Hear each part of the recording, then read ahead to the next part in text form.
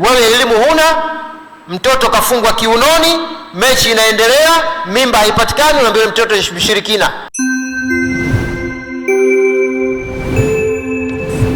Ayuo TV, ulimwengu kiganjani. Tunajua Mtume Muhammad sallallahu alaihi wasallam katika hadithi sahihi ndo alikuwa binadamu au mtaalamu wa kwanza katika masuala ya kibiolojia, ya kiafya, utambuzi wa vitu vya mwanadamu. Mimi nimemfahamu swali lake kwamba ni sahaba gani alitambua matibabu ya mwanadamu katika hao maswahaba wote. Mtume Muhammad sallallahu alaihi wasallam yeye ndiye ambaye mwalimu wa masahaba. Inama bu'ithtu muallima, Mtume anasema mimi nimetumwa kuwa ni mwalimu. Na katika wanafunzi ambao wamegraduate kwa Mtume Muhammad sallallahu alaihi wasallam ni hawa masahaba wake. Kwa ilivyo masahaba wa Mtume wote walikuwa na sayansi ya medicine, walikuwa na sayansi ya afya. Walikuwa na sayansi ya nini? Ya afya. Lakini ile sayansi ilikuwa inaendana na jiografia ya wakati wao. Na jiografia ya wakati wao. Homa ilikuwepo. Na walikuwa wakiitibu kwa sayansi ya matibabu ya wakati wao na zama zao. Walikuwa wanavunjika miguu. Walikuwa wanafanyiana upasuaji na wanaungana miguu iliyovunjika kwa sayansi ya kitabibu ya wakati wao, ambayo hivi sasa tunajaribu na sisi kutaka kuigaiga, kwamba kuna watu wanavunjika miguu, wapo ambao hawaendi hospitali kufungwa nini? Pio. Si mnasikia jamani?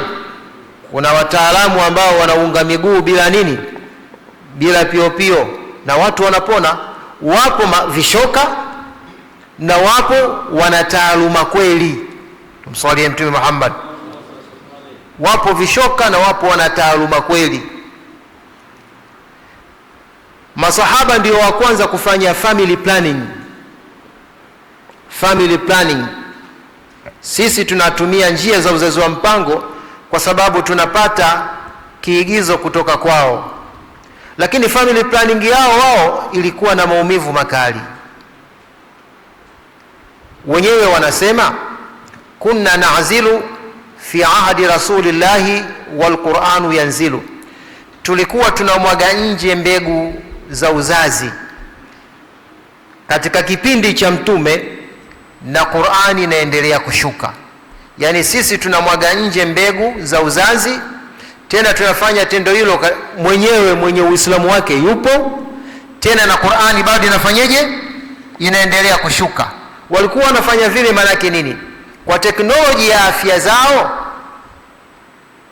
walikuwa wanataka kupanga watoto, kwa sababu vinginevyo wakimwaga mbegu katika maeneo yake ya mpando, watoto watafanyeje? Watazaliwa. Na wao walikuwa hawataki kuwaleta watoto katika muda ambao hawakupanga wao wanavyotaka, family planning. Kwa hivyo wakawa wanamwaga mbegu za uzazi nje. Wao ukiweza unaweza ukafanya, lakini sisi kwa medicine ya afya tuliokuwa nayo hivi sasa, ilipotolewa fatwa ya matumizi ya kondom, iliruhusiwa kondom kwa wanandoa, iwe kwa dharura ya kimaradhi au kwa njia ya family planning. Mabaraza ya fatwa duniani ya Kiislamu waliruhusu matumizi ya kondom kwa wanandoa tu. Nje ya wanandoa ni haramu vyovyote itakavyokuwa. Hata kama ukilipwa posho milioni 1 usiseme halali, ni nini? Haramu. Kwa hivyo unaona hawa masahaba wanatumia njia hizi za family planning kwa wakati wao. Ama wale mabobezi, hiyo inahitaji research ya muda mfupi. Unaweza ukatajiwa huyu alikuwa professional katika eneo fulani, lakini hawa masahaba walikuwepo. Na hapa nimekumbuka jambo moja pia nilieleze. Jamani, huu ushirikina sasa hivi umeelezwa katika sura ambayo nyingine sio sahihi. Sio sahihi. Moja ya njia ambayo sio sahihi, ushirikina hivi sasa unaharamisha tiba za jadi asilia. Ni kosa. Tiba za jadi asilia, tiba asilia, kwenda kwa waganga wa tiba asilia sio ushirikina. Hawa ndio waganga ambao kawaacha Bwana Mtume Muhammadi wa mitishamba. Tiba za mitishamba ndio tiba asili ambazo leo anazifanyia kazi Mchina. Mchina leo anatutibu kwa tiba asilia za mitishamba kwa kutumia sayansi ya Qur'ani. Ile mitishamba na ile roots kuifanya kuwa ni vidonge, mitishamba 100%.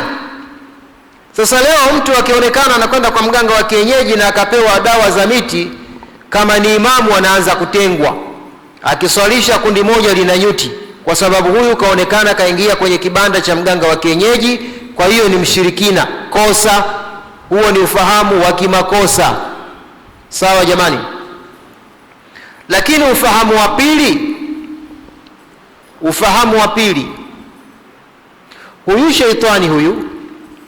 huyu sheitani huyu, jamani, kuna baadhi ya miti aliyoiumba Mwenyezi Mungu, ukiichanganya sheitani anakukimbia. Au kama kuna mtu kavawa na sheitani, kuna baadhi ya miti ukiimiksi, yule sheitani anatoka katika kichwa cha huyo mtu. Alimahu man alima wa jahilahu man jahila. Amejua elimu hiyo mwenye kuijua, na amekosa kuijua mwenye kuijua. Lakini hiyo elimu ipo, tusije tukaipinga. Tumswalie Mtume Muhammad. Hiyo elimu ipo. Tumewakufurisha sana baba zetu na mama zetu. Walikuwa wanafanya jambo, sisi tulikuwa tunaita hirzi ya ushirikina. Sio hirzi ya ushirikina. Wazee wetu huko nyuma, kwa taaluma waliokuwa nayo ya mitishamba, kuna miti walikuwa wakiichanganya, wanaifunga katika kitambaa. Miti wanaifunga katika kitambaa, anavalishwa mtoto kiunoni. Sio, mnanielewa jamani? Hawa wazee walikuwa wanaijua hiyo miti.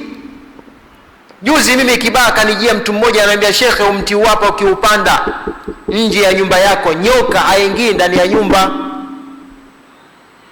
Nyoka haingii kwenye nini? Kwenye nyumba. Kuna miti maalum. Kwa hiyo wazee wetu walikuwa wanafanya hirzi, inaitwa hirzi, kinga ya nani? Kinga ya shetani. Lakini ukifungua ile hirzi, unakuta vile vifundo kuna mchanganyiko wa miti iliyosagwa ikapondwa, kwamba yule mtoto maana yake hakaribiwi na mashetani wabaya. Pale Kibaha kwangu kuna mama mmoja, watoto wakizaliwa wanapelekwa kwake, anawaogesha kwa mitishamba. Anaijua yeye mwenyewe, anaikusanya mitishamba, anaitia kwenye beseni shebe, basi anaogeshwa mtoto. Akishaogeshwa mtoto, mechi kwa Mkapa iendelee tu. Mechi kwa Mkapa iendelee tu, peku peku, hakuna mimba itakayoingia. Mswalieni Mtume. Yani tusifike mahala tukawaona wazee wetu walikuwa hawaijui dini, walikuwa hawaijui shirki. Yani baba zetu hawakuijua shirki, tuje kuijua sisi watoto. Kwa hiyo huu ushirikina tumeutafsiri vibaya. Kweli mtu anaweza akaveshwa hirizi ikaambatana na shirki kwa vitu vingine, lakini sio hii ambayo wazee walikuwa wanaifanya, kwamba wanamfunga mtoto mkononi, ukifungua ndani unakuta miti ambayo wale maibilisi wakimkaribia tu wanamruka kwa umri wake. Kwa hiyo unamkuta mtoto alikuwa anakuwa vizuri, mambo ya ajabu ajabu. Waangalieni ya watoto wetu wa Bwera hivi sasa, wanaokuwa kikomando, kutwa matatizo, unamrudisha leo, umempeleka zahanati, kituo cha afya, hospitalini. Ni kwa sababu ya nini? Vidudu vinamkaribia, na sisi tumeona kwamba vitu vyote tumeviharamisha. Kumbe Mwenyezi Mungu Subhanahu wa Ta'ala, ukisoma Qur'ani, hii miti imejaa sayansi ya matibabu ya aina mbalimbali. Hii miti, wazee wetu ilikuwa akiingia kobra ndani ya nyumba. Mimi nishakwenda mwaka mmoja kwetu huku, kuna sehemu moja anaita Nyanjate hapa. Wapi hapa bwana Nyanjate? Kuna kijiji hapa kabla nani, Lumundo unaita Murundo. Nilikwenda na shemeji yetu mmoja marehemu mzee Mpangwa, alimuoa dada yetu Halima binti Hassan Mkoyogore. Basi katika nyumba akaingia nyoka. Huyo mwenyeji wetu, mzee wetu, jina nimemsahau, alitoka nje akakusanya majani fulani akayaponda akayatupa mule ndani. Huyo nyoka ameenda kuchomolewa tu hivi kama kamwagiwa mafuta ya taa. Na kupeni vitu ambavyo shahadtuhu bi ummi ainaiya. Kwa hiyo hii dhana ya ushirikina hivi sasa sisi vijana tumeitafsiri vibaya, kwamba tumeingiza hata katika vile vitu ambavyo sio shirki, na mifano nimekupeni hiyo. Sasa hii mitishamba ikitumika ina uwezo wa kuwa family planning.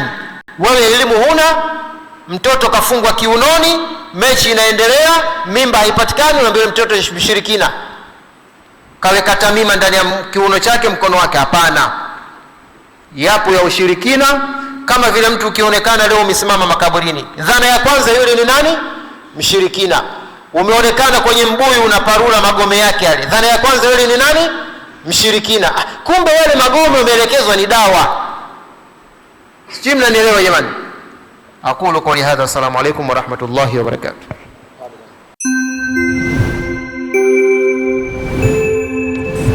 AYUO TV, ulimwengu kiganjani.